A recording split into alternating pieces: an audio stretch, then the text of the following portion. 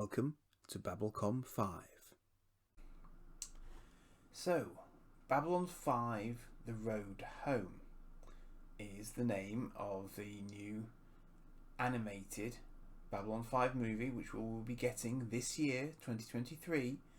It's in the can, it's definitely done, and it features a large number, but not all, of the surviving original cast members. But interestingly, they have also recast a number of voices for characters who are sadly no longer with us in real life. But obviously, in animation, you can recreate them as long as you can find voice actors for them, which is not a problem, apparently. So, what we seem to be getting is a tale that involves and focuses on Sheridan, not surprisingly perhaps, but, and this is the interesting thing, the voice cast includes voice actors for Jeffrey Sinclair and Zathras and Delenn. So we don't know any of the details at the moment. There's a trailer due in mid-June, which is great because that's something to be excited about. You'll have seen from the thumbnail for this video that what we're going to be getting is a quite realistic, apparently, presumably CGI based animation, so not a 2D cartoon, because for some reason when I think Warner Brothers and cartoon and animated, I think 2D cartoon like Batman the Animated Series, but of course we've moved on a bit, kids, you know. So I get that. And I was thinking to myself, it's, you know, I still find it slightly ironic that we've never actually had a real Babylon 5 station, in the sense that all the exterior shots have always been computer generated animations, effectively. So a lot of the series was computer generated animation at all times. So this is not a great leap when you stop and think about it. But obviously what will be the change is that the actual core characters will be computer generated animated characters rather than real people. So what do we actually know about plot? Well, not a lot at the moment, but there has been a synopsis which you can see on the Internet Movie Database. Hollywood Reporters also featured an article on it, and it would seem that Sheridan is going to be bouncing around through presumably time and alternate realities, having been somehow displaced from his normal timeline, and is trying to find his way home, hence the road home. Now, this opens up a number of different possibilities in terms of where it could launch from in the procession of the normal progression of the series itself. And I think the series has a unique problem here because it was one of the very, very earliest shows to actually run an ongoing story arc over 5 years. Watching it out of order is a bad thing because you get spoiled for things that happened before and after. So the interesting thing, given that we haven't had Babylon 5 for nearly a couple of decades now, is can someone who has never seen Babylon 5 before safely watch this movie and not get spoiled for the whole run of the series? Now, you know, there is a more of a meta question there, is does that matter? Because someone coming to it new now, you know, they might go back and watch the original series. They might not have time for that because we're living in a much busier world. It's 110 episodes to catch up on. It's a lot.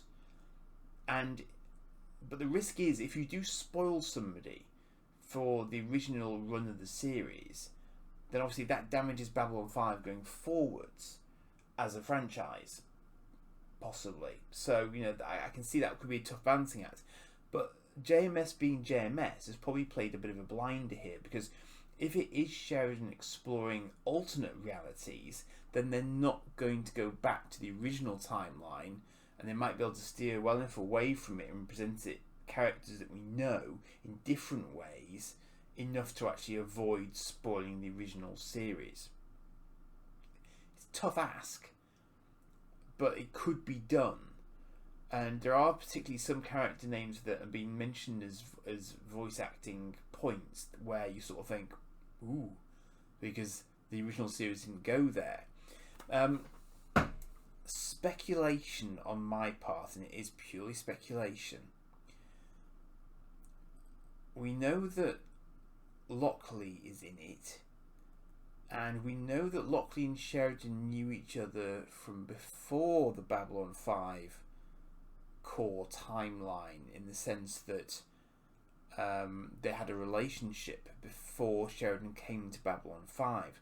So it doesn't necessarily have to be set on the station, but it could just as easily be set in the Lost Tales kind of timing, where it's within the life of Babylon 5 as a station, but outside of the original 5-year arc. That would work.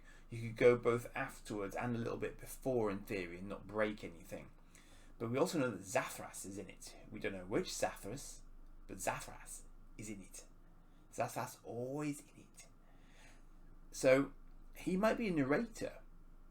I could see him as a sort of narrator character, because I could see that he could set it up so we could sort of go straight into it. Because you can bet your bottom dollar, if it's got time in it and it's got alternate realities in it, then the Great Machine on Epsilon is almost certainly going to have something to do with it, or in some way, shape or form. And I'm thinking here that Ivanova once accessed the machine, and she was able to follow various paths as she was going through, looking for something that her mind kind of locked onto, that she was interested in. So I'm wondering if Sheridan at some point gets plugged into it, and that allows him to go down these sort of branching alternate routes, and in trying to bring himself back out of the machine, he touches on these various points that allow him to return to a path and start moving back again. So if I were to guess, that would be my guess for how he's able to explore different alternatives.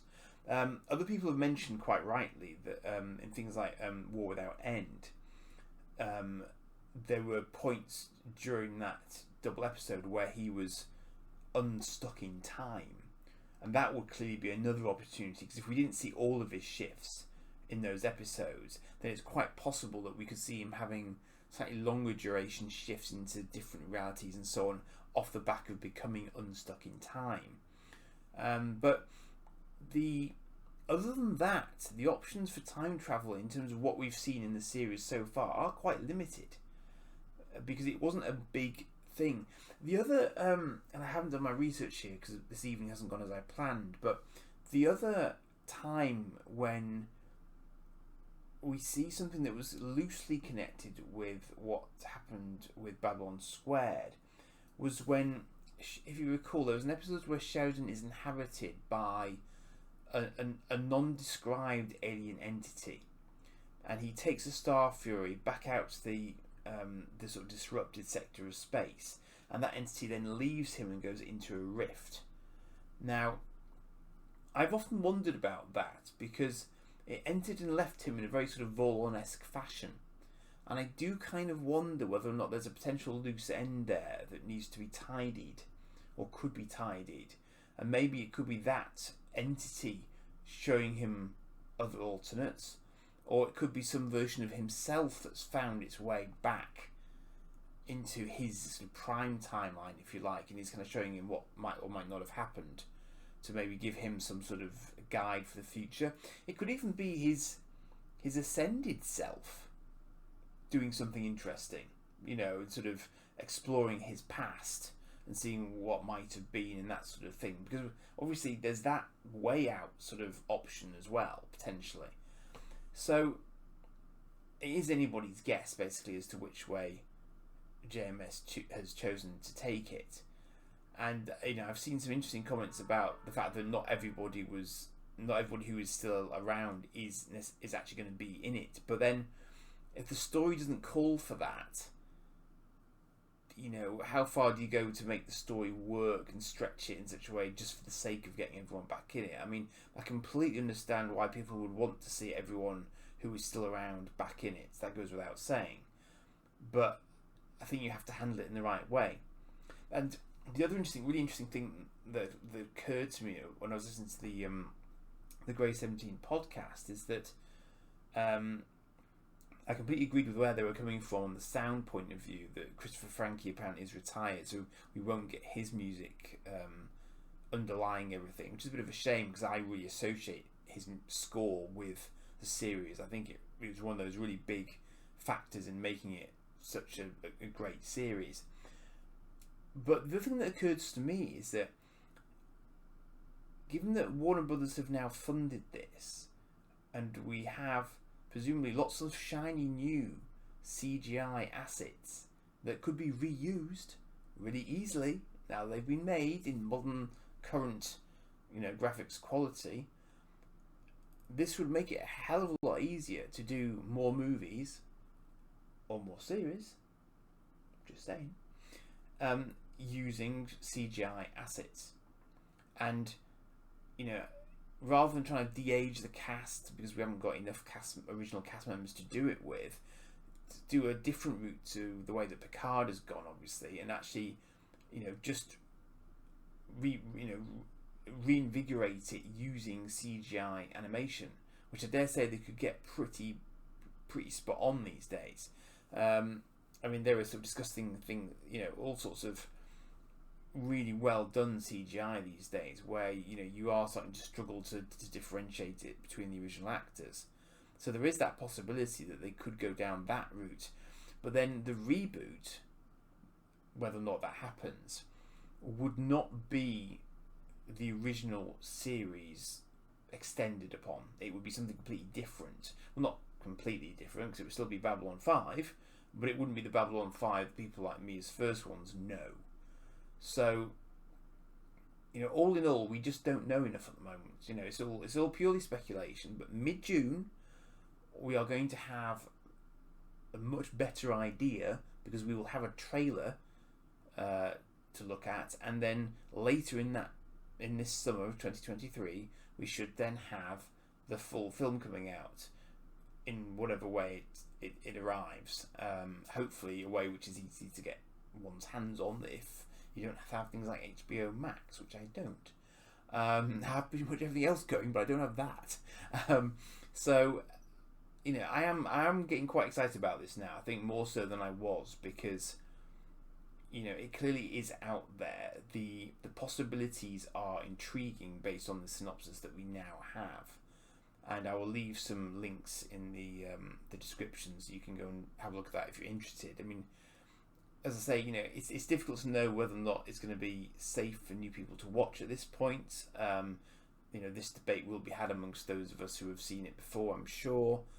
As I found, going through 110 episodes of nearly an hour long each does take a little while, and even trying to watch it in a sensible order can be challenging depending on which streaming service you can find it on. But I know that you can get nice HD versions on things like Apple and so on. But obviously, again, it depends on what your preference is flavour-wise for these things. I have ancient DVD box sets, as you may know, like the one over that way. So I can, watch it at my leisure, albeit not in anything approaching HD. But then that's got its own issues when it comes to Babylon 5. So there are a lot of possibilities, but it's going to be a great opportunity for them to see how it does. So do buy it if you get the opportunity to buy it, because that's the only thing that will encourage them to do more Babylon 5 ultimately. Is do they get the viewing figures, do they get the sales to drive more of an enhanced return. So that is literally all I have for you at the moment. I just wanted to get something out because I'm conscious this is very much a sort of breaking news thing, and I'm not always the best at trying to keep up. And I was hoping to do something a little bit more structured than this, but circumstances have defeated me this evening. But that is what I know to this point. So say, as ever, interested to hear your thoughts in the comments about which way you think it might go, how they might develop it. Let's say spoilers in the comments are okay, because I think anyone who's interested in this at this point is probably going to be an old hand coming back to the series, probably going to be the first one, so we'll assume spoilers are okay. But if you don't like spoilers, I haven't been too spoiler heavy to this point. If you do try and stay away from spoilers, don't look in the comments, because I'm just giving people free hand. Okay, thanks.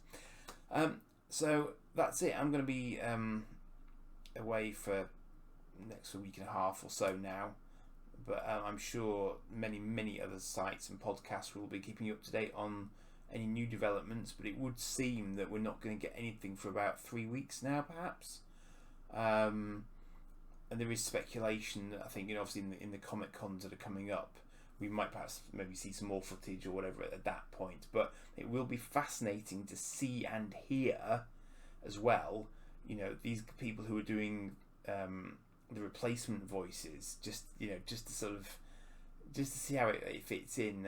I'm sure it'll great for some of us, but we've got to be adaptive, because we are where we are with it. It's not, sadly these things happen, and we're not in the fortunate position that they found themselves in with Picard, where they have pretty much everybody still to call on them. It's remarkable when you think about it, but that's life. So on that slightly down note, I will leave you, but we do have stuff to look forward to. Cheers for now.